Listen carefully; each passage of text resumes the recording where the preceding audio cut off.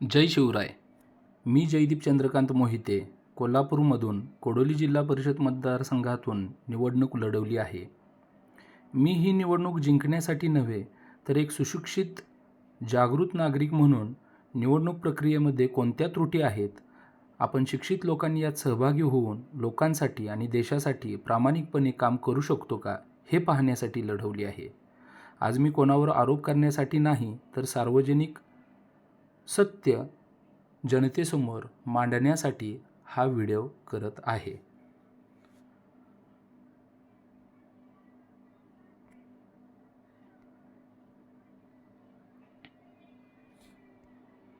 पहिल्यांदा आपण आज दिनांक व वेळ गुगलवरती काय दाखवत आहे ते पाहत आहे. आज गुरुवार दिनांक 12 फेब्रुवारी 2026 रोजी सायंकाळचे 6:17 झाले आहेत. गुगलसोबतच timeanddate.com वरती आपण किती वाजले याची माहिती घेऊया. timeanddate.com वरती जर आपण पाहिलं तर 6 वाजून साधारणतः 17-18 दिसत आहेत. तसेच माझ्या मोबाईलवरती जर पाहिलं तर 6 वाजून साधारणतः 18 दिसत आहेत. आपण आता सुरुवात करत आहे.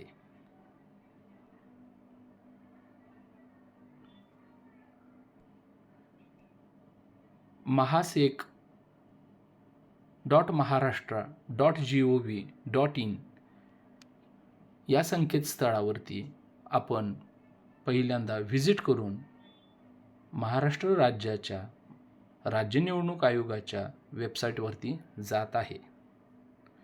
या ठिकाणी जाऊन आपण ज्या उमेदवारांनी जिल्हा परिषद तसेच पंचायत समिती या निवडणुका लढवल्या आहेत त्यांचे आपण ॲफिडेविट फॉर्म पाहण्यासाठी त्यांच्या संकेतस्थळावरती दिलेल्या affidavit of final contesting candidate यावरती क्लिक करत आहेत.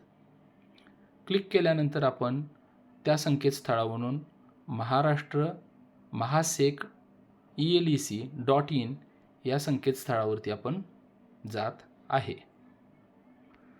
त्या संकेतस्थळावरती गेल्यानंतर जर आपण काळजीपूर्वक पाहिलं तर Maharashtra election commission Maharashtra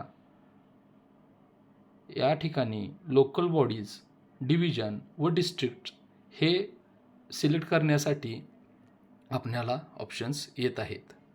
local बॉडीमध्ये जर आपण सिलेक्ट केलं तर आपण जिल्हा परिषद हा ऑप्शन सिलेक्ट केला.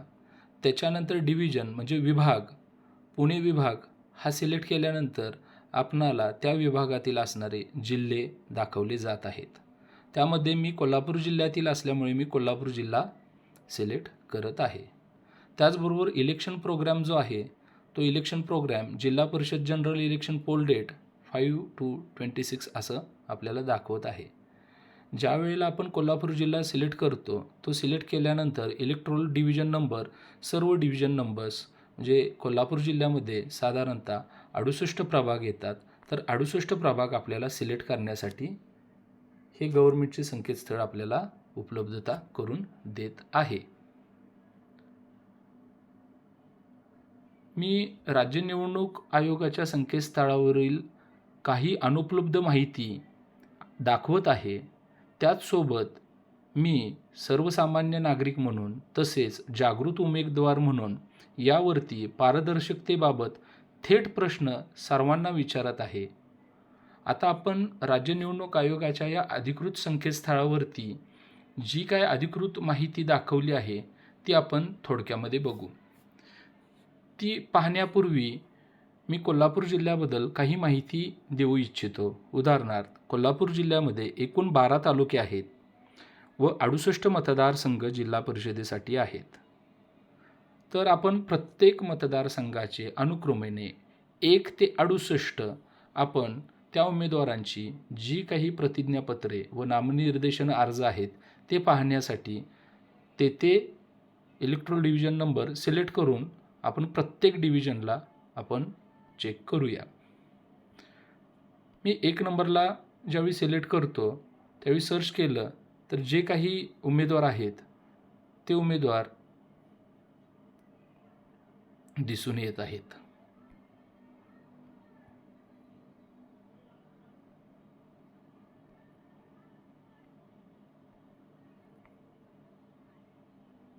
मी 6 नंबरचा ज्यावेळी सिलेक्ट करतो त्यावेळेला त्या डाउनलोड ठिकाणी कोणतीही माहिती उपलब्ध होत नाही. पहिल्यांदा मी 1 नंबर सिलेक्ट केला. 1 नंबर सिलेक्ट केल्यानंतर मी ज्यावेळी सिलेक्ट करतो त्यावेळेला जे काही ॲफिडेविट मला मिळतात त्याच्यातील पहिला खोत विजय नामदेव या उमेदवाराला मी सिलेक्ट करून त्या डाउनलोड ॲफिडेविटला क्लिक केल्यानंतर आपण तेथील त्याचे नामनिर्देशन अर्ज पाहूया. हे नामनिर्देशन अर्ज जे आहेत ते नामनिर्देशन अर्ज कम्प्युटराइज्ड वर्ड फाईलमध्ये तयार केलेले आहेत, परंतु ज्यावेळेला मी उमेदवारी अर्ज भरला त्यावेळेला त्या ठिकाणी 100 रुपयाला हे अर्ज विकले जात होते. आज 15 पानांचे तो अर्ज 100 रुपयाला विकणे हा काय पैशाचा विषय नव्हता, परंतु त्या ठिकाणी जे काही शासकीय सील्स होते ते सील्स आहेत. या संपूर्ण उमेदवाराच्या अर्जामध्ये जर आपण पाहिलं तर कोणत्याही ठिकाणी तो शासकीय सील नाही आहे. मग मी जो 100 रुपयाला अर्ज विकत घेतला तो असणारा अर्ज आणि हा असणारा अर्ज माझ्या दृष्टीने हा अर्ज पूर्णतः अवैध आहे. तरीही तो निवडणूक खेळूनसुद्धा पुढे गेलेला आपल्याला दिसतो.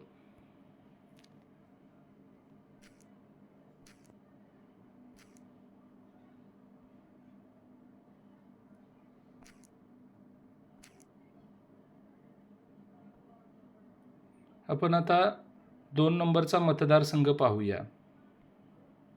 2 नंबरच्या मतदारसंघामध्ये मी जर सिलेक्ट केलं तर आपल्याला ते काही ॲफिडेविट दिसतात. 3 नंबर सिलेक्ट केला, 4 नंबर सिलेक्ट केला, 5 नंबर सिलेक्ट केला. 5 नंबर हा 7वे जिल्हा परिषद असून याबाबतचे कोणतेही ॲफिडेविट आज रोजी आम्हाला उमेदवार, मतदार व सर्वसामान्य नागरिक म्हणून पाहता येत नाहीत किंवा डाउनलोड करता येत नाहीत. त्याचसोबत मी 6 नंबर म्हणजे ज्या ठिकाणी मी निवडणूक लढवली आहे त्या ठिकाणी जर पाहिलं तर मोहिते जयदीप चंद्रकांत कोडोली, परंतु माझा स्वतःचा या ठिकाणी मला कोणताही नामनिर्देशन अर्ज पाहावयास मिळत नाही. माझ्यासोबत इतर जे उमेदवार आहेत त्यांचीसुद्धा ही माहिती मी पाहू शकत नाही. 7 नंबर पोर्लेतर्फ ठाणे कोणताही आपणास नामनिर्देशन अर्ज पाहता येत नाही. 8 नंबर येवलूज पाहता येत नाही. 9 नंबर कोतोली पाहता येत नाही. 10 नंबर कगळे पाहता येत नाही. 11 नंबर घुनकी आपण पाहू शकतो. 12 नंबर भादोले आपण पाहू शकतो. 13 नंबर कुंभोज आपण पाहू शकतो.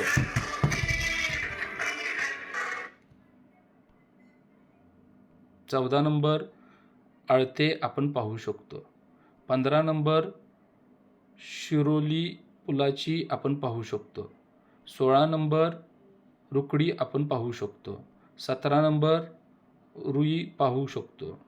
18 नंबर कोरोची पाहू शकतो. 19 नंबर कबनूर पाहू शकतो. 20 नंबर पट्टणकोडोली पाहू शकतो. 21 नंबर रेंदाळ पाहू शकतो. 22 नंबर दानोली पाहू शकतो. 23 नंबर उदगाव पाहू शकतो. 24 नंबर आलस आपण पाहू शकतो. 25 नंबर नांदणी पाहू शकतो. 26 नंबर पाहू शकतो. 27 नंबर पाहू शकतो. 28 नंबर पाहू शकतो. 29 नंबर पाहू शकतो. 30 नंबर पाहू शकतो. 31 नंबर पाहू शकतो. 32 नंबर पाहू शकतो. 33 नंबर पाहू शकतो. 34 नंबर पाहू शकतो. 35 नंबर पाहू शकत नाही शियामधील. 36 नंबर वडणगे पाहू शकत नाही. 37 नंबर उसगाव पाहू शकतो. 38 नंबर मुडशिंगी पाहू शकतो. 39 पाहू शकतो. 40 पाहू शकतो. 41 पाहू शकतो. 42 पाहू शकतो. 43 पाहू शकतो. 44 पाहू शकतो. 45 पाहू शकतो. 46 पाहू शकतो. 47 पाहू शकत नाही तिसंगी. 48 असलच पाहू शकत नाही. 49 पाहू शकतो. 50 पाहू शकतो. 51 पाहू शकतो. 52 पाहू शकतो. 53 पाहू शकतो. 54 पाहू शकत नाही गारगोटी. 55 पाहू शकत नाही पिंपळगाव. 56 आकुर्डी पाहू शकत नाही. 57 कडगाव पाहू शकत नाही. 58 उत्तूर पाहू शकतो. 59 पाहू शकतो. 60 कसबा नूळ पाहू शकत नाही. 61 हलकर्णी पाहू शकत नाही. 62 बडगाव पाहू शकत नाही. 63 गिजवणे पाहू शकत नाही. 64 नेसरी पाहू शकत नाही. 65 अडकूर पाहू शकत नाही. 66 मानगाव पाहू शकत नाही. कंदूर 67 पाहू शकत नाही. आणि शेवटचा 68 तुडये पाहू शकत नाही.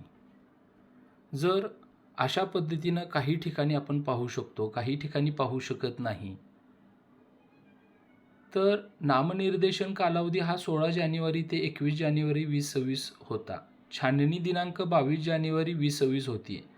माझा साधा प्रश्न आहे, जर उमेदवारांची प्रतिज्ञापत्रे सार्वजनिकरित्या आजसुद्धा उपलब्ध नाहीत, तर उमेदवार किंवा मतदार म्हणून आम्ही 22 जानेवारीला कोणत्या प्रकारे हरकत घेणार होतो आणि कशाच्या आधारे हरकत घेणार होतो. आणि साधारणतः 12 तालुक्यांपैकी 7 तालुक्यांमधून ही माहितीच दिसत नव्हती. ही केवळ तांत्रिक चूक आहे का, की पारदर्शकतेतील गंभीर त्रुटी आहेत? मी कोणावर आरोप करत नाही, परंतु जबाबदारी निश्चित होणे आवश्यक आहे. लोकशाही ही विश्वासावर उभी असते. जर माहितीच उपलब्ध नसेल तर पारदर्शकता कुठे आहे? जर पारदर्शकता नसेल तर विश्वास कसा निर्माण होणार? मी एक सुशिक्षित नागरिक म्हणून निवडणूक प्रक्रियेमध्ये सुधारणा व्हावी, जबाबदारी निश्चित व्हावी आणि भविष्यात कोणत्याही मतदाराला अशी शंका येऊ नये हीच अपेक्षा ठेवतो. माझी नम्र मागणी आहे की सर्व उमेदवारांची प्रतिज्ञापत्रे तात्काळ अपलोड करावीत, विलंबाची कारणे सार्वजनिक करावीत, जबाबदारी अधिकाऱ्यांवर योग्य ती कारवाई करावी. हे वैयक्तिक नाही, हे लोकशाहीसाठी आहे. धन्यवाद. जय हिंद, जय महाराष्ट्र.